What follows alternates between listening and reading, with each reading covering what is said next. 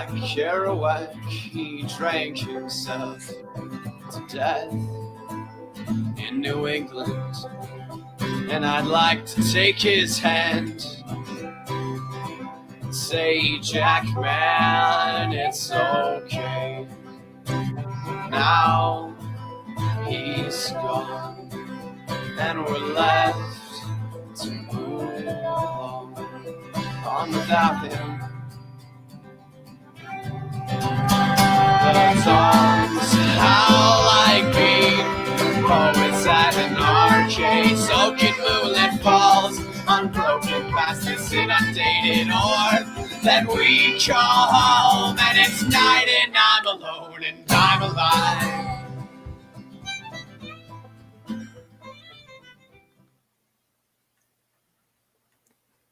Welcome to Talkin VAWLS, episode number 68, brought to you by the Outright Geekery Podcast Network at outrightgeekery.com. Also, we are currently live on YouTube via the SMB Network. Make sure you go ahead and smash that like button, share out the link. My name is Boogie Bentley. I'm VAWLS JP. And I'm Dauber. What's happening? You guys got to share the link because I'm telling you right now, YouTube is burying us. They're already burying us. We just started and they're burying us. They're not sending out notifications. We're not feeding to the main screen. It's YouTube. Hashtag YouTube. Screw you, YouTube. But we're here. Hate Tennessee. They do. Apparently, they are like Tennessee. They're like ESPN. I don't know what the deal is, but guess what? We're here with some of our closest friends. Make sure you guys smash that like button. Share out the link. Let's grow the live chat. Even if YouTube is going to hold down the East Tennessee man, because I'm here with Blitz 621. I'm here with IC 86. Andrew Warren's here. Robert Craig, the number one admin of Talkin VAWLS, is here. Louis Jolly's here. Fish and Beans. What's up, Fish and Beans? Cody Branch is here. Bryant Rockwell's here. We are hanging out with our closest friends. But guess what, guys? We're not wasting any time. I'm diving right into it because Tennessee goes on the road this week to take on Kentucky, 7:30 on the SEC Network. Huge game. This is a gigantic game. Must win. Another must win. But it's must win for both teams. Both teams need 2 wins to get bowl eligible. I find it interesting. I find it very interesting. Kentucky opened as a 4-point favorite at the beginning of the week. 4-point, 3.5 points, something like that. But as the week rolls on, we're seeing the tides turn. We're seeing that now Tennessee is a 1-point favorite going on the road to take on Kentucky. How much of that do you think bleeds into the fact the distractions going on, the rumors floating around, Mark Stoops to FSU after the firing of Willie Taggart? That's where we're going. That's how we're starting this podcast. Do you think that plays into what Vegas sees, what Vegas thinks is going to happen? Could be a little bit of that. I mean, everything that I've read and seen about this game this weekend is it's tight. I mean, you look at both teams and they've both had periods where they've struggled. They've both looked pretty good in some games, but I mean, on paper, it's one of those that is really up in the air and kind of too close to call, but we've said it before. That's why they don't play the games on paper. And really, at least of late, you look at this Tennessee-Kentucky series, you can almost throw any of that out the window anyway. On paper, last year we didn't have a chance. Nobody gave us a chance. And, we came out and played sound football and played well, and Kentucky has their best team in a quarter century, half century, whatever, and they still didn't beat us.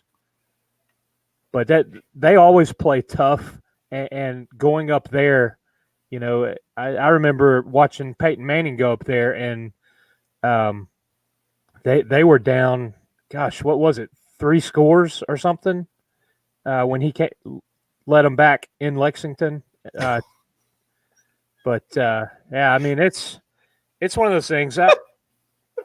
Sorry. I don't know how much the Stoops deal plays into that, but things do affect the locker room. You look at the Jalen Hurd situation we dealt with a few years ago, and all of that. You can have things outside of the team that affect the team's mental focus and preparation for the week. Even coming off a bye week, they could be struggling with some of that. I mean, I think probably the reason why that the point spread probably changed is when it came out and Kentucky was 3.5 to 4 point favorite. I think probably there was tons of money that was put on Tennessee at that point in time. So I think that's still a big shift that you don't typically see that much going from a 4-point favorite to a 1-point underdog. That's probably all them crazy Tennessee fans betting on it though.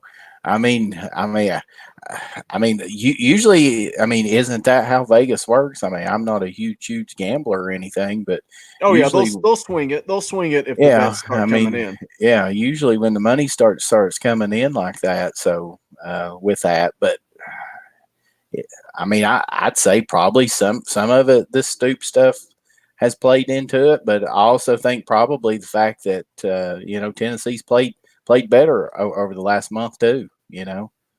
Sure. I think that's probably had something to do with it also. It doesn't sound like Pruitt was too awful happy with practice today, from what I read before I came up here. But is he ever happy? Is he ever happy with practice? Well, I think it's definitely a change from how it's been over the last several weeks because, really he seems to have been really complimentary of the team and how they've been preparing and stuff. But I think he came out today and just said that they didn't have the energy at all, that there was no energy. And I think he's really concerned that, that this is going to be their sixth consecutive game and Kentucky's coming off a bye and, it's a beat up football team. I mean, yeah, that's a huge factor. We talked about leading into this game. That's a huge factor. Kentucky coming off of a bye week and Tennessee's been through the gauntlet. But I'm still not, I think that if Tennessee can come out much like we talked about last week and what I was worried about, matching the energy that probably UAB was going to bring, I think that that's going to be so key. Don't roll your eyes. I think that that's going to be so key.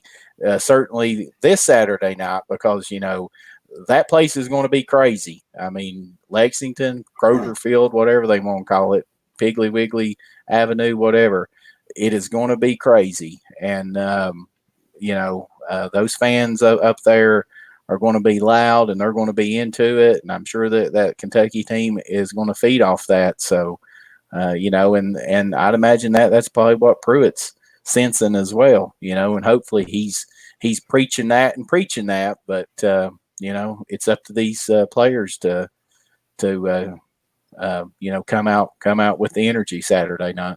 Hopkins Lacrosse fan is here. It wouldn't be Talkin VAWLS if Hopkins Lacrosse fan was not here. He says JP drops laps of knowledge like Secretariat at Churchill Downs. Go Vols. What's up, Hopkins? Love the support. Appreciate you, buddy. Every single week. We appreciate the support. We appreciate the super chat. I don't know. Why are you so scared of Kentucky, or why were you so scared of UAB?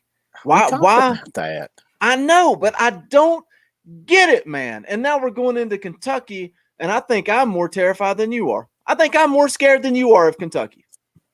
Well, I was just worried about a letdown there, and then what you got to worry about here is playing on the road, hostile environment.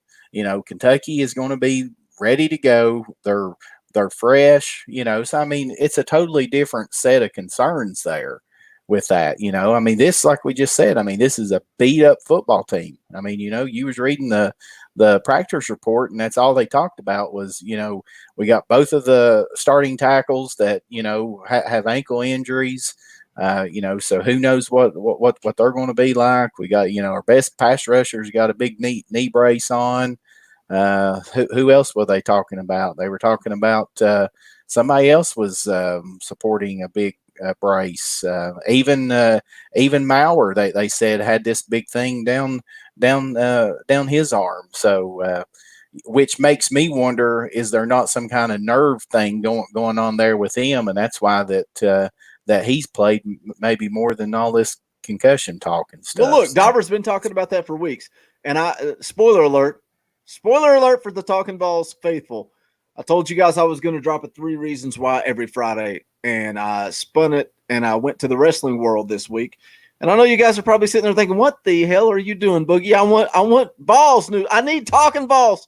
I need Talkin VAWLS." But guess what? Right before we went live, I just recorded a new video focusing on the Brian Maurer situation. I'm going to drop it on Friday, so I hope you guys will check that out. Give it a listen, and I kind of go into some of the details with Brian Maurer and the whole situation with his injury, what he's done, what he's brought to the table. So I hope you guys will check that out. The Brian Maurer story dropping on Friday. What do you guys think we're going to see this week with the quarterback situation? Because I don't get it. I don't know what's going on.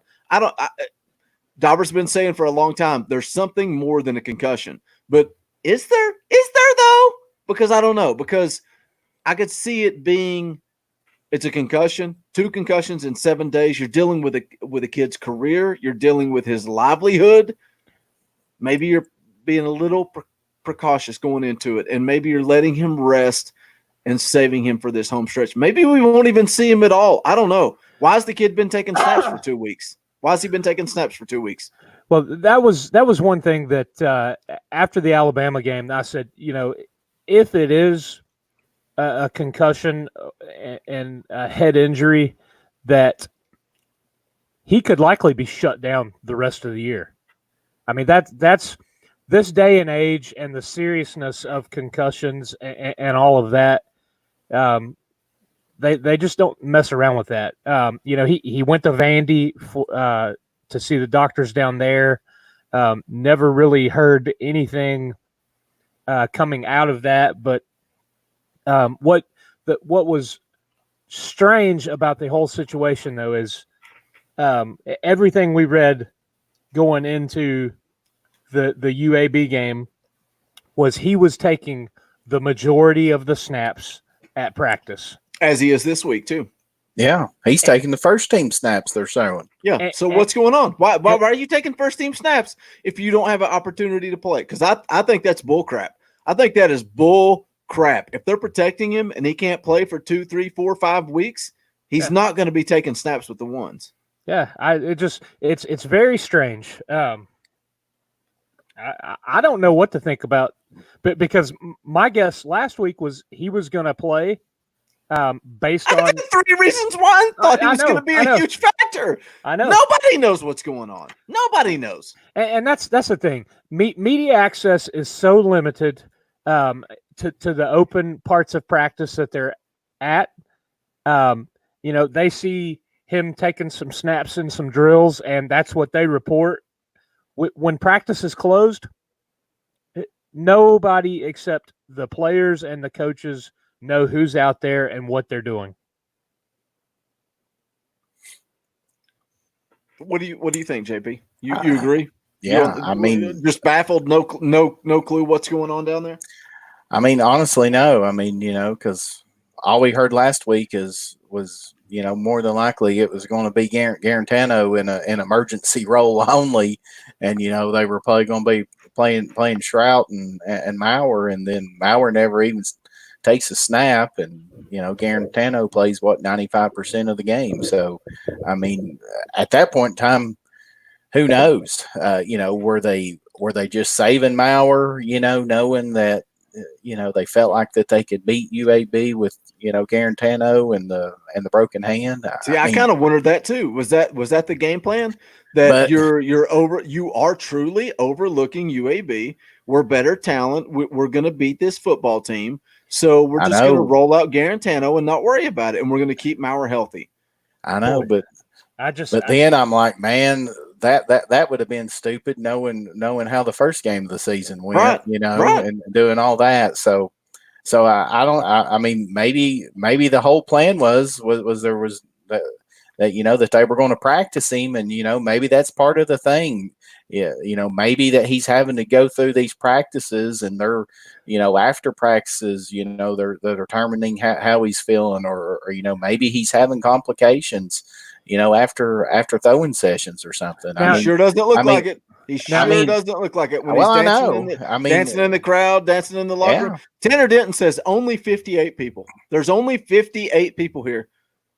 YouTube there's nobody decided likes us anymore, fellas. well, YouTube decided to go ahead and not send out notifications that we're live. So there's only one person that can fix this. There's a group of people that can fix this, and that is you, the Talkin VAWLS Army. Is that their name? The Talkin VAWLS the Talkin VAWLS Militia. You guys can fix this. You can share the link out on Twitter, on Facebook, wherever you get social with your media. YouTube is holding Talkin VAWLS down, but you guys can say, screw it. Screw YouTube. We're gonna grow this live chat. Share the link out on Twitter, share it on Facebook. Let's grow the live chat. YouTube's not sending out notifications, so whatever. It is what it is. It happens. I was just talking to a guy today down at the comic shop, and he was like, I love listening to Talkin VAWLS, but half the time I don't get the notification. What's up with that? That's the way YouTube rolls. They hold the little man down, so you guys can fix it. Share out the link. Let's get Talkin VAWLS rolling. What'd you do to make them mad, Boogie? I don't know, man. Sometimes you say certain things and they like to hold you down. I don't know. It's all my fault, apparently. It's all my fault. I mean, Andrew Warren's talking about in that concussion protocol, but and I understand that, but from what Pruitt's saying is that he's been cleared. I mean, he said it last week and this week. Yeah. So that's why I think this week's going to be real interesting, because he said it last week. Did he say it last week and was Maurer cleared? But it was more of a, hey man, we're going to win this game. I'm not concerned about it. Let's keep Maurer healthy, give him an extra week to recover, and then we're going to roll him out for Kentucky. Because I think we're all in agreement, right? 18 is the way. 18 is the answer. 18 gives you the best chance to win. Do we not all agree? Yes. Oh, yeah. I definitely agree. Because I think this fan base is starting to be divided. I think some of the fan base is starting to ride with Garantano, which is so funny to me because I defended him for so long. And then 18 gave me a little spark, and I started to agree that 18 is the answer. But I think this fan base is a little divided now. I think we saw it last week on Talkin VAWLS Live. I think we had people in the live chat saying that Garantano gives you the best chance to win. Protect the football. Don't turn it over. Let your defense play and go win the football game. Well, when he plays like that, I am behind him. But when he's making decisions like he made to end the half, instead of being a redshirt junior and throwing the ball 8 rows deep and taking the 3 points to end the half, it's tough when, and for the first 4 games, we defended him until he made it impossible to defend him, and it's just one of those things. You get all the praise and you get all the criticism as a quarterback. Sure. So, I mean, he's not out there tanking on purpose. He's not out there, getting pummeled on purpose. But it's a tough situation, man. And I've got to applaud him for coming out with a broken hand, having surgery the Sunday before last week, and playing decent. He is what he is as a quarterback, but you can never, ever doubt that kid's toughness at all. Absolutely. No. I mean, and it's like Dauber just said, it's not like he's as a $2 steak, But it's not like he's going out there trying to lose the game. He's going out there and playing to win. So people that hate on him, and there's a comment in the live chat right now saying people defending JG are also the same people who praised Bots Jones. Some people just choose to defend their team no matter what, win or lose. Some people are ride or die. Talkin VAWLS hashtag He's ride played or horrible die. this year, and Yeah, absolutely. probably 75% of the time that he's played this year, he's been bad. But again, I mean, I'm not going to say here and say he's not tough, because he is. And also, I was completely wrong, because, I said it on here and told, Brandy off record, or we've talked about it. I figured as soon as the kid got benched mentally that he would have checked out, because I just never thought that he was mentally tough. And just for him to be able to come back from that benching and actually play, decent, in the Mississippi State game, and then, outside of a couple of plays, and then the horrendous play at Alabama was, just totally inexcusable. But I mean, outside of that, I mean, he's played decent. It's not been great. I told you guys when I saw him the Vol walk at the Mississippi State game, I said, man, he is checked out. He is done. Just his body language. The players enjoy the Vol walk. They're high fiving kids. They're doing, enjoying themselves with the fans. And he just did not want to be there. And when Maurer went out, I thought, oh gosh, this is awful, because I saw JG before the game. Dude did not look like he wanted to be there. And then he comes in and like you said, he played decent.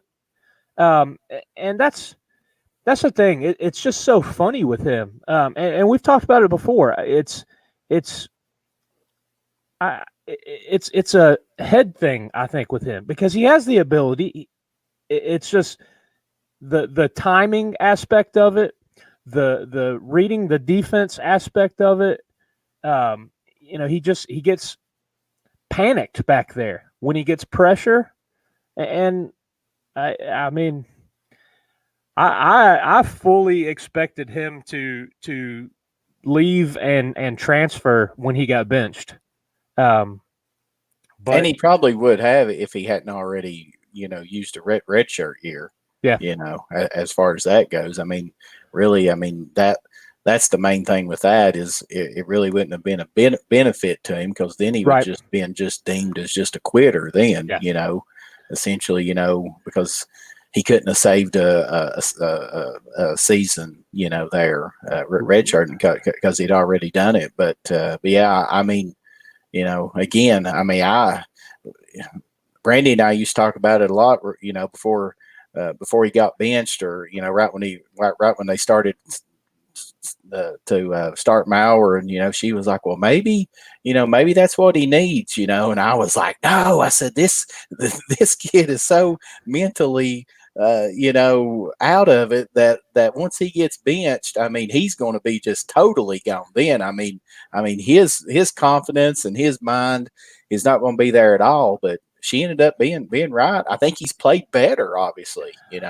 Well, listen, I like what I've seen Chaney do with really Maurer, Shrout, and Garantano, specifically the last couple of games. He's really played to their strengths. He's tried to get whoever's in the game worked into the game before really kind of opening things up. And then, Pruitt leaves the field at halftime saying we've got to be more aggressive, and then comes out and says, fine, here it is. And really kind of let the guys open things up and air it out. And that's the potential that I see with, all three of these guys can do good things at quarterback. It's just, can we get that consistency out of them? And if we even had average quarterback play those first two games, we're already bowl eligible. But it was so below average and far from what we expected entering into the season. It's just that was not even on my radar of things to worry about going into this year was quarterback play. Yeah, I mean, I agree with that because I mean everybody was saying that he was a clear cut, head and shoulders. He was the quarterback, and maybe that ended up hurting us, because Will Good just said there, competition brings out the best. So maybe that's what he really needed. He needed to have that quarterback competition, and somebody push him and stuff like that, and it didn't happen. But I mean, we can continue to talk about this, but if we want to talk about Saturday, in my opinion, what's going to have to happen for Tennessee to win that football game Saturday is that offensive line is going to have to erase the horrible performance that they had Saturday against UAB and get back to the offensive line that we saw against Mississippi State, the offensive line that we saw against South Carolina and Bama, because we played so much better then. I don't know what happened Saturday, but we got whipped. I mean, Tennessee's offensive line got absolutely whipped, and I understand that we had some players out and hurt, but those other guys are going to have to step up. And if we don't play any better than we did Saturday on the offensive line, I don't think that the Vols will win. See, I got to take a quick timeout. I got to take a 2-second timeout. I wasn't going to do this on air. I was going to do it in the live chat. Robert Craig, you're a lunatic. Nate Diaz was not robbed. His eyelid was about to be ripped off of his skull. He deserved to lose that fight. It was a good stoppage. There is no reason why that fight should have continued. I'm not going to say anything else. That's it. Sorry for pausing the show to do that, but I felt it was necessary. So we'll continue to move on. A lot of people praised that UAB defensive line, though. A lot of people talked about how good that defensive line was, but I still agree with you, JP. There's no excuse for it.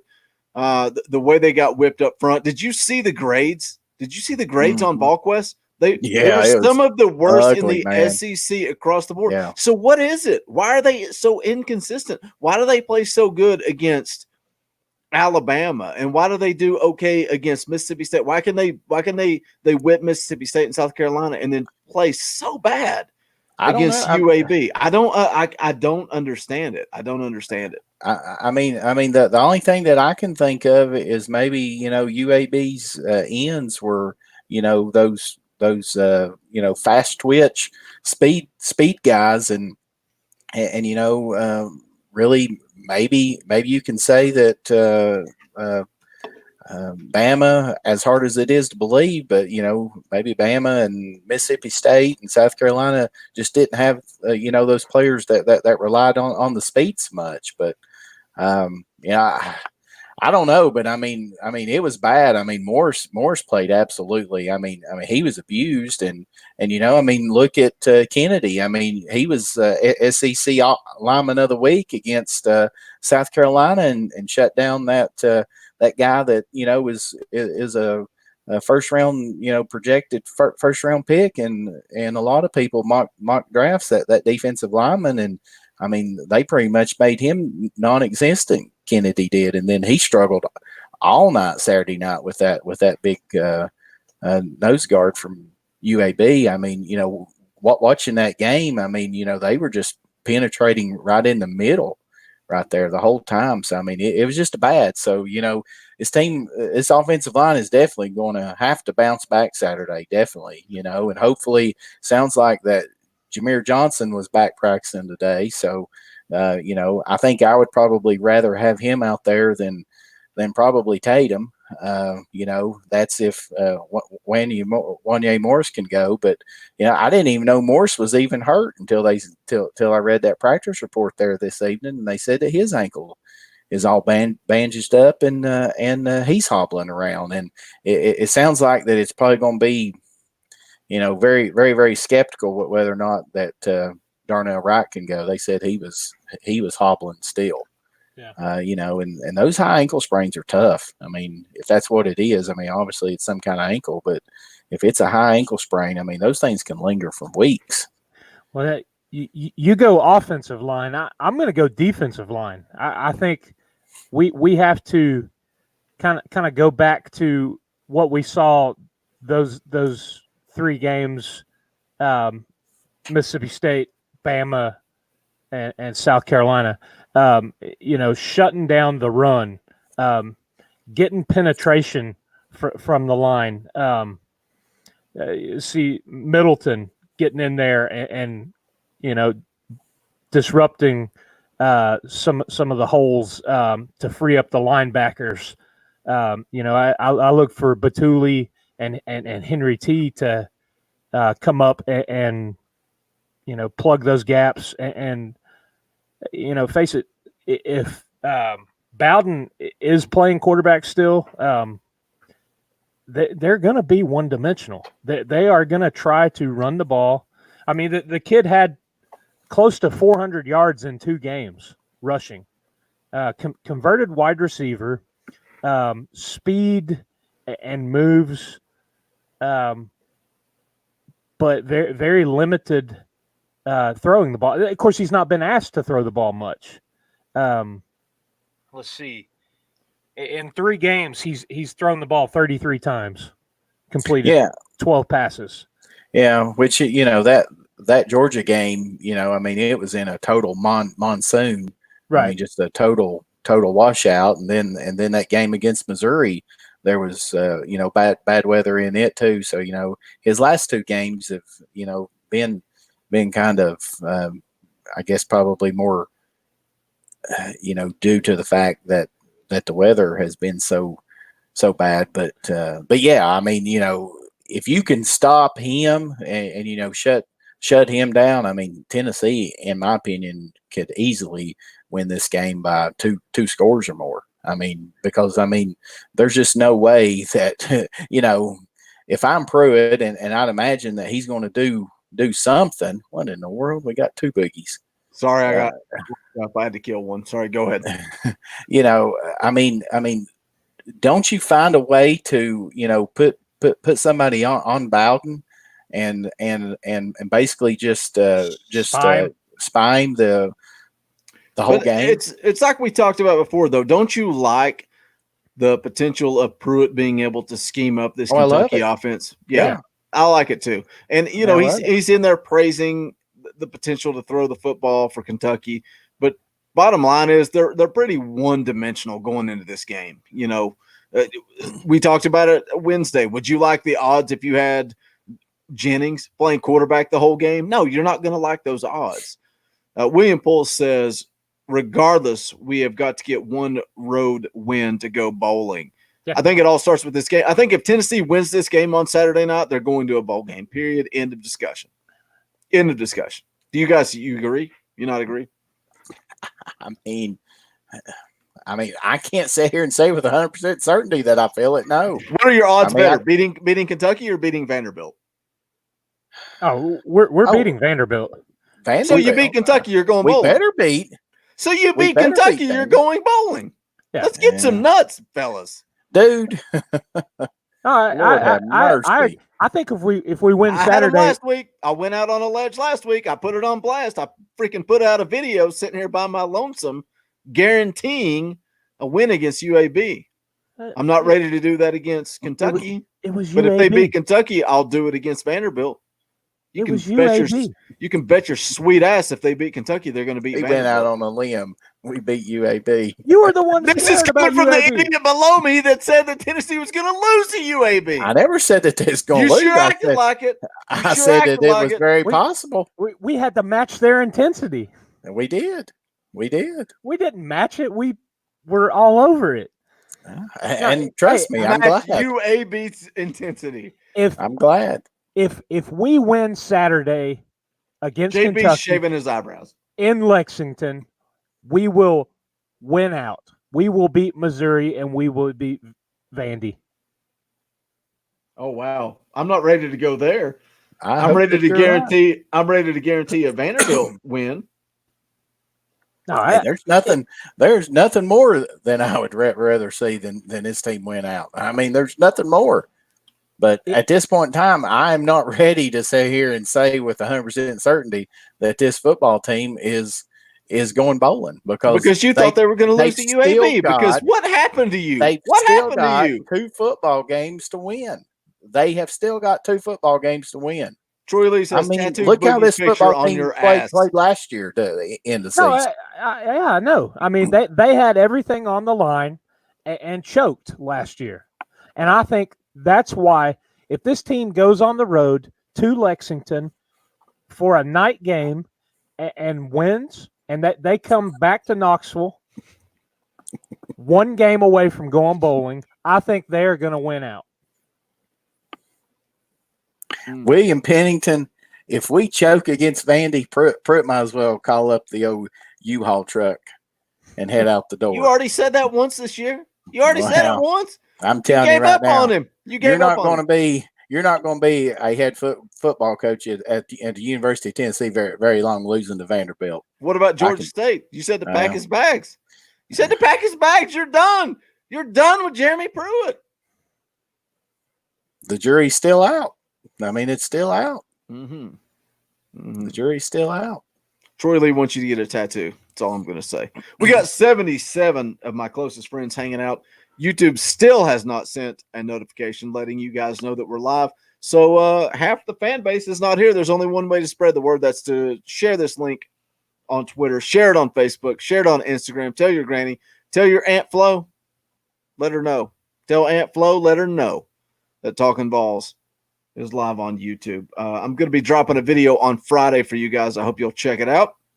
I'm not going to tell you what the topic is. It's top secret. But we got 80 of my closest friends. Smash that like button. Share out the link. Let's grow this live chat. Dauber, you got stickers to give away this week? I do somewhere. Where did I write that down at? Let's see. We just went with pick the score for the UAB game, and I had a couple of people, a lot of guesses that were pretty close. So I just kind of went through with a randomizer. ZZ Tex was kind of the overall winner, Fugazi, and then Vols Fan Tom. So if you guys will drop us a message on Twitter or Facebook on our pages, both of those places, with your address, I'll get those sent out probably by the end of this week. I didn't get last week's mailed out until Monday morning, just because it's been a crazy week. We've had basketball starting for one kid and softball finishing up. We got our last tournament this coming Saturday. Just craziness. Always go. So, but yeah, you want to talk about, well, let me get into, we're going to go this week. We're going to go rushing yards. How many does Tennessee have and how many does Kentucky have? Can we stop Kentucky's running game with Bowden? And what I'll do is give me a guess for both teams, and we'll do kind of a net, and who's closest to the that total. We'll get it. Wayne Shelton says if Tennessee wins on Saturday, he'll buy JP a hoodie. If you would like to pick up your own hoodie, you can do that at bonfire.com/TalkinVAWLS3. All the links are in the description. These look great. A couple of you guys have already picked up your Talkin VAWLS hoodie. They're available in gray. That's the one I ordered because it just looks the best. They're also available in black or plain white. Check them out. Again, the links are in the description. $34.99. That's a really good price for a hoodie. I'm so stoked with the price point we got on these hoodies. Some of you guys asked for hats. So there are also the official Talkin VAWLS hat available for $24.99. Bonfire.com/TalkinVAWLS4. That link is also in the description, available in white, black, dark gray, or khaki for you golf snobs that would like to check that out. What? I was going to hit something real quick. David Johnson threw out his guesses for rushing yards. Guys, don't do that in the live chat. Come back after we finish up and put a comment in the comment section of the video. That way we can track it that way. For those of you talking about the Nate Diaz fight and whether or not it should have been stopped, let's just look at this picture. Let's look at this picture. This has nothing to do with Tennessee football. This has nothing to do with Talkin VAWLS. But look at this picture. You think this man should be allowed to continue a fight? Are you lunatics? What is wrong with you people? He was done. The fight was over. Congrats to Jorge Masvidal on his win. Sorry, that's a boogie rant. So let's get back into it. We got about 20 minutes left to rock and roll. And what else? Anything else you guys want to say about the UAB game? You want to get into the Kentucky game? What do you guys want to do? Robert Craig says he wanted more. Yeah, he wants to go blind because he's an idiot. Sorry. JP, you done? You ready to take this thing home? No, I was replying back to Les was asking us to talk about the struggles that Tennessee's having in the red zone. What are we, like 14 touchdowns out of 35 times in the red zone or something like that? What do you think that boils down to? Well, I mean, I just replied there. I mean, obviously, I think that it's the inconsistencies in being able to run the ball. I mean, how many times have we got it down there and, we'll run it on first down, either lose a yard or go for, 0 yards or 1 or 2, and then we get ourselves in a bad down and distance. And then, it's also been bad quarterback play, whether it's Garantano or Maurer. I mean, look at the turnovers that we've had down there inside the red zone with that. So, I'm all for putting Jennings back there in the Wildcat. You get inside from the 3 yard line. From the 3 yard line Saturday, he went in, no problem. To me, but I mean, also, how many times have we tried to throw a fade this year? I mean, what was the first one in the Georgia State game? I think to Callaway. Wasn't there a fade to him? I'm pretty sure that went for a touchdown, though. Yeah, it did. But I mean, but it seems that's what they've thrown the fade to Jennings. That's the last person you need to throw the fade to. Jennings is the guy you hit in the slot across the middle. When you're going to throw the fade route, you got to throw it up to Callaway and let him go get it. Yeah, I know. But, biggest thing to me is just that it seems like for whatever reason, whenever we get down there, that we're not able to break any kind of runs and, get ourselves in a favorable down and distance. And then we're kind of chasing it there and, just bad quarterback play. I mean, I think that after we went through the debacle there at Florida and then Mississippi State, I think that also that Chaney got very conservative down there too, and probably rightfully so with that. But I mean, that's why I think that even though Maurer made 2 horrible decisions in that Mississippi State game, I mean, if you go back to that Alabama game, that first quarter and, there in the second quarter until he got hurt, I mean, to me, honestly, I think that's the best that Tennessee's offense has looked all year. And I think that's what, this offense is capable of if we can just keep 18 healthy. I mean, I honestly believe that. I mean, I think that if Brian Maurer could play 60 minutes of football, I think Tennessee's capable of, putting up 40 points. But to play devil's advocate to that, he threw 2 interceptions in the red zone. So that's what we're addressing here. His problems in the red zone, and he threw 2 against who was it? Mississippi State. Two picks in the red zone against Mississippi State. So that's not helping the cause any. But I think it goes back. You got to be able to run the football in the red zone. You get down there in that territory, you got to be able to run the football. Yeah, I agree. I mean, we've got to be able to do it. But I mean, just look at the turnovers, though. I mean, just right off the top of my head, I mean, 2 in the Mississippi State game, the Florida game where Jennings dropped the touchdown pass, and ended up being an interception there. Garantano, threw the interception Saturday right before halftime. And then, obviously the botched, quarterback sneak down there at Bama. So what is that? I mean, right there's what 6 turnovers? I mean, 6 red zone turnovers this year. I mean, I don't have maybe the there's stats in more. front of me. What's their percentage for touchdowns to field goals in the red zone? It's terrible. It's terrible. Well, I mean, we talked about it in the UAB game. UAB turned the ball over 4 times. 4 times in the first half. We got 9. They crossed. They ran what, 2-3 plays across midfield, and Tennessee scored 23 points. 23 points. That don't cut it. That don't cut it, fellas. It's not going to cut it Saturday night against Kentucky. It's not going to cut it. It's not going to cut it against Missouri or Vanderbilt either. You got to find a way to score in the red zone, and we get accused of being negative on this podcast, but it is what it is. You have to find a way to score touchdowns in the red zone in the SEC if you want to be successful. Yeah, you cannot settle for field goals. That'll get you beat more times than not. One thing I want to do is look at common opponents. I looked at that this week too. You look at 2 of Kentucky's 4 losses come to South Carolina and Mississippi State. And I know that's get into the whole, well, that's why they play the games on the field and not on paper. But you look at how bad Kentucky played in those games.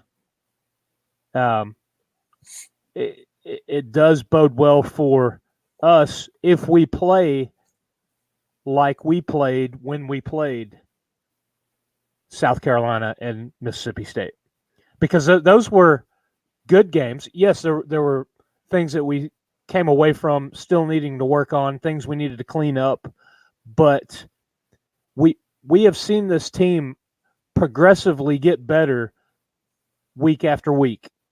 And if we continue to trend that way, if we can go up there and, take our first drive down and score, force a punt, force a turnover, get that crowd out of it, get up by a couple scores, man, that will speak to itself. And if we can get rolling, I'm telling you, if we go up to Lexington and come back to Knoxville with the W, we are winning out.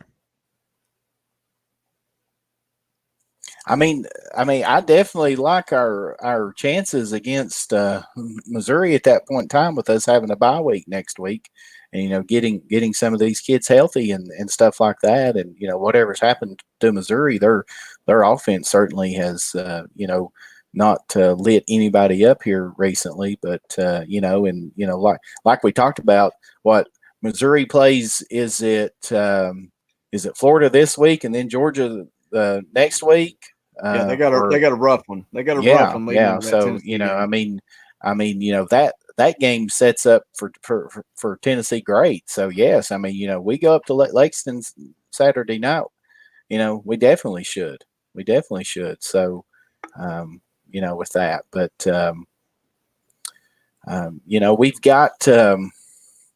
we've got a number one. We got to protect the football. We've got to be able to run it, and we got to stop them. I'm gonna go out on a limb right here and say, if Brian Maurer plays, and say that Brian Maurer plays 75% of the snaps Saturday night against the Wildcats, that Tennessee wins this football game by more or at least 2 scores. I think that Tennessee wins this football game by at least 2 scores. Is that your prediction? Yeah. We'll get there. I didn't give a point total, but that's how much difference that I can see in this offense in the short period of times that Brian Maurer has been on the field versus any time that Garantano or JT Shrout's been no in. doubt, dude. Look, there's just something different about it. I was the guy that was attacked for being a JG defender, and Brian Maurer won me over. And I'm telling you guys, listen to the video I'm going to post on Friday. I am a Brian Maurer fan. I am behind him 110%. I want him on the field. I agree with JP. I think he gives this Tennessee football team the best chance possible to win. We're going to get into our predictions here in just a second. I'm going to put you guys on the spot. We didn't talk about this off air, but I trust that you guys can do it. Tennessee, the basketballs, talking balls, opened up the season. Who attacked me? Nobody. It's the shadow on my hat. It looks like I got a black eye. I'm old, man. I'm old. I can't help it. Sorry. Basketball team opened up their season last night. Any comments on that? I did watch the first half. You guys be proud of me. I watched the first half. I thought they looked sloppy, but they took care of business. Yeah. All right. Way too many turnovers by the senior guards, which they had that problem in that exhibition game last week that they played in, Bowden and Turner. So, we've got to cut down on that, certainly. And I know, it's the first game of the season, and, they're without question, the leaders of this basketball team. But, that's the big thing there that I saw from it, is that we've got to cut down on the turnovers with that. And I don't know what the deal is with Barnes's teams, but it was like this last year. Even is like the last 4 minutes of the first half, and then usually the last 4 minutes of the game. It seems like that they just, I don't know, of course we were up big. We were up by 25, I think, with about 4 minutes to go, but then we let them go on 11-0 run, and, get it back down to like 12. And of course we end up winning by 15. So, obviously, it didn't hurt us last night, but that's just something that it seems to be almost a trend there with the Barnes team. So, I don't know what that's all about, but I was impressed with the points in the paint last night. Because everybody says that this is going to have to be a team that relies on the jump shot and the 3 points, with Bowden and Turner. But we had some points down low. Pond showed up big. He had a career game, and Fulkerson played really, really good. Almost had a double, I think. And and I don't even know how to pronounce Numwa. Maybe somebody can spell it out in the chat, but I think he's going to be a solid player for us too.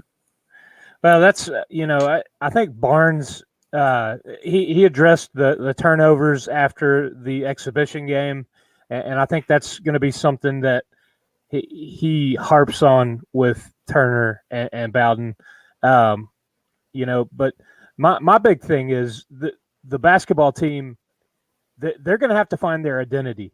They're going to have.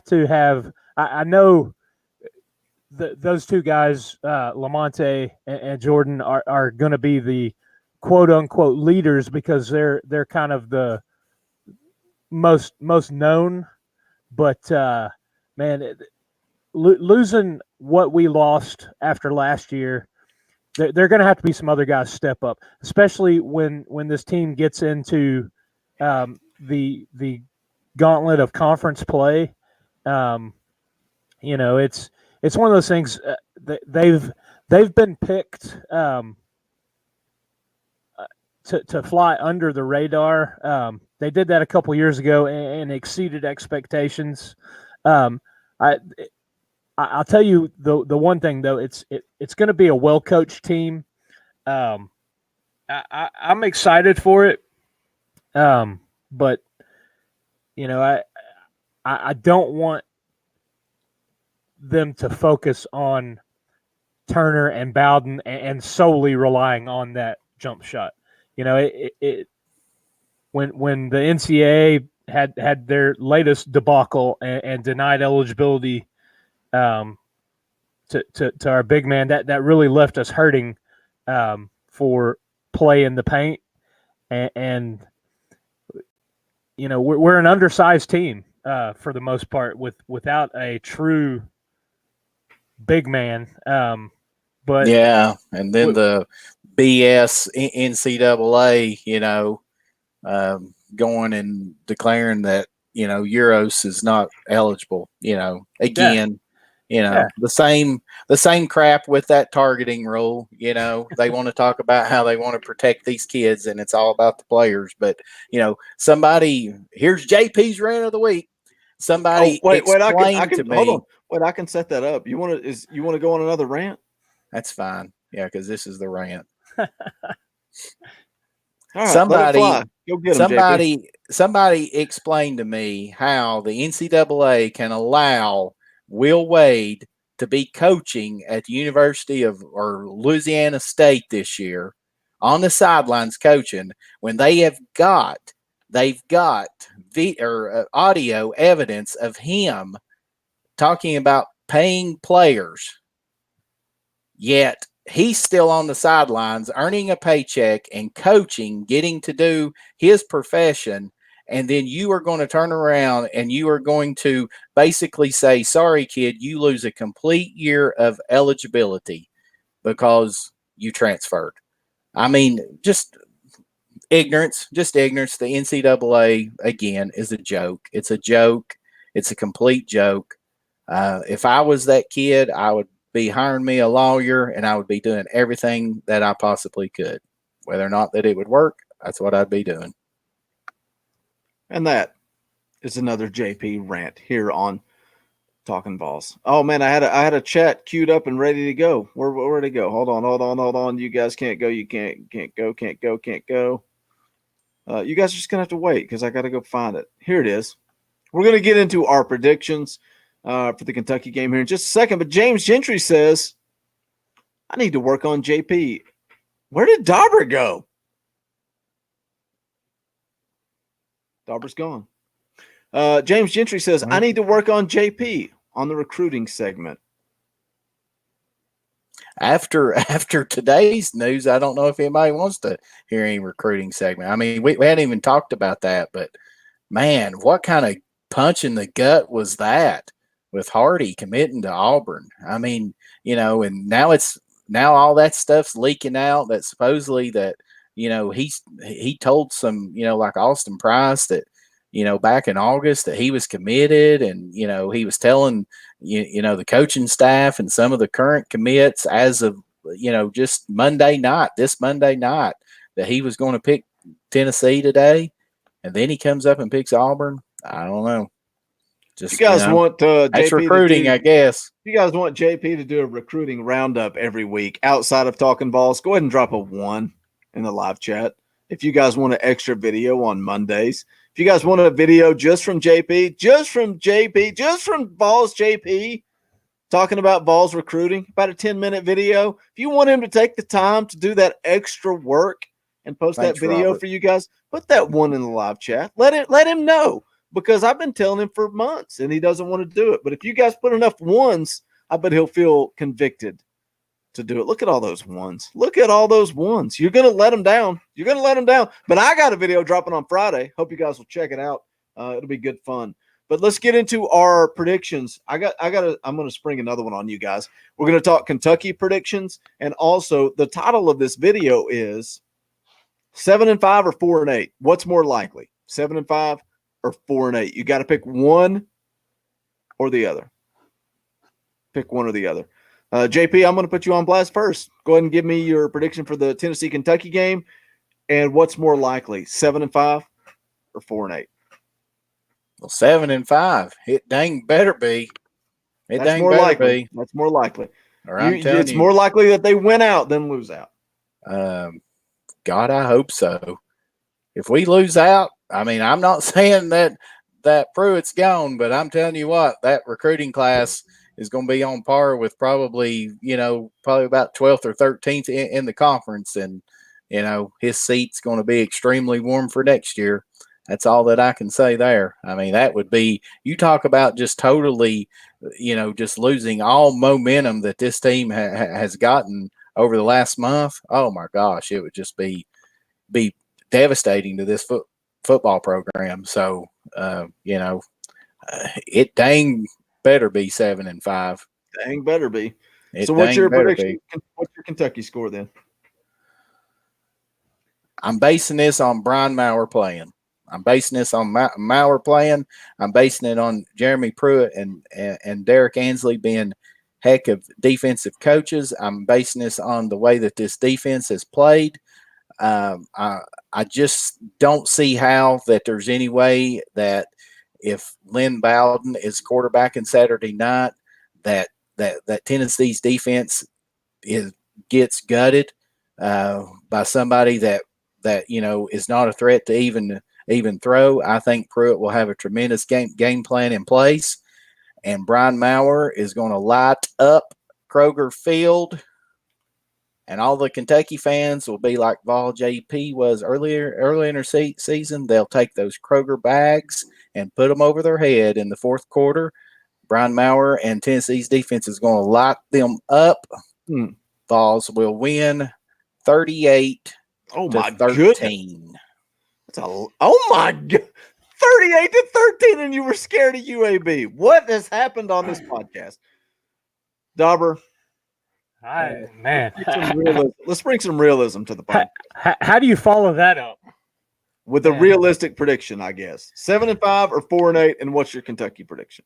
7-5. I'm telling you, we're going to Lexington. We're gonna go up there.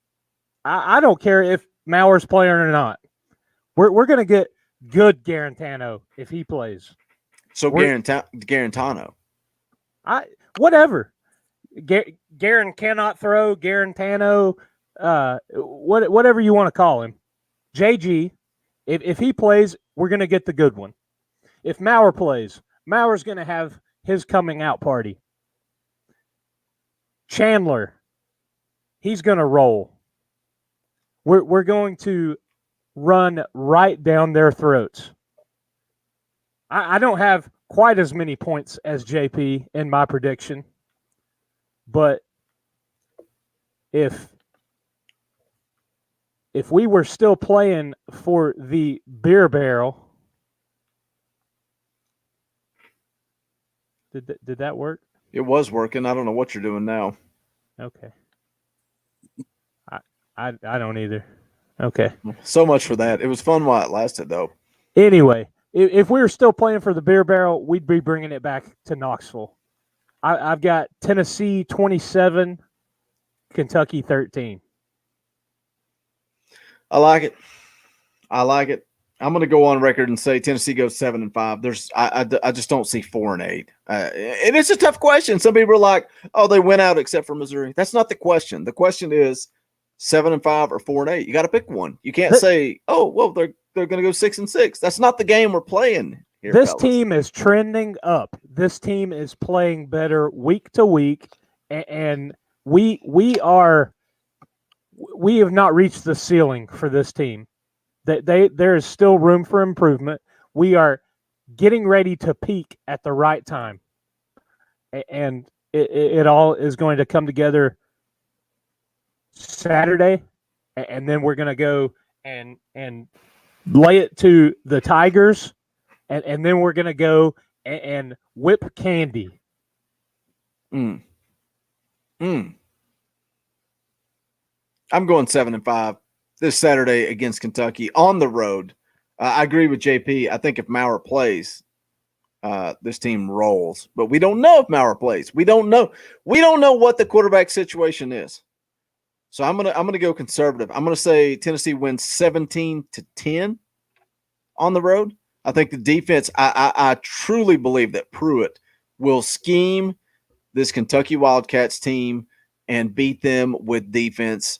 Tennessee wins 17-10. I think they roll. I think they go 7-5. I think we go bowling. I think Talkin VAWLS explodes next year. Thank you, YouTube, for not sharing out the link, but you guys can do that. You guys can post this, share it on Twitter, share it on Facebook. Tell everybody you know about Talkin VAWLS, because this is your podcast. You guys grow this podcast. I'm working on Dauber and JP to get some videos out. I don't know what's going to happen, but I got a new one dropping on Friday. I hope you guys will check that out. Once football season ends, Dauber and JP will continue with the basketball coverage. But that's going to wrap it up for this episode of Talkin VAWLS. For VAWLS JP, for Dauber Greer. My name is Boogie Bentley. Go big. orange. Hey, Boogie. Hey, what? We forgot to talk about that we're not going to do the tailgate show Saturday. Yeah, that's right. There's no tailgate show on Saturday. We'll just we'll be hanging out immediately following the game. So we will see you guys around 11 o'clock p.m. Eastern Standard Time once Tennessee takes care of Kentucky. So we'll see you guys immediately following the game. To death in New England, and I'd like to take his hand and say, Jack, man, it's okay. Now he's gone, and we're left to move on without him. The songs how like me, poets at an arcade, soaking moonlit falls, unbroken past this inundated orb that we call home, and it's night and I'm alone and I'm alive.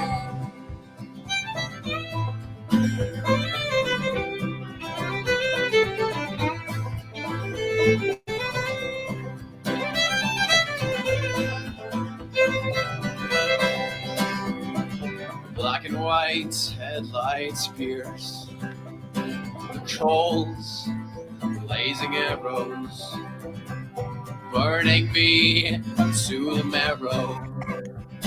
But fire brings peace as well as it brings fear. You're the only thing I hear, and I want that. The songs how like me, poets at an arcade, soaking moonlit falls, unbroken past this inundated orb that we call home, and it's night and I'm alone and I'm alive.